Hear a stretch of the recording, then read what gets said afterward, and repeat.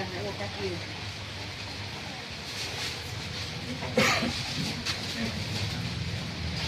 คือไม่จำเป็นนะไม่จำเป็นแบบพื้นที่ใกล้ๆหรือพื้นที่ในโครงการอยู่ชาวบ้านเดี๋ยวว่าคือตรงไหนจำเป็นก็ไปก่อนไปก่อนไม่จำเป็นว่าต้องเป็นเวลาด้วยวันศุกร์เขาก็ถือว่าวันศุกร์เขาแฟนจะใหญ่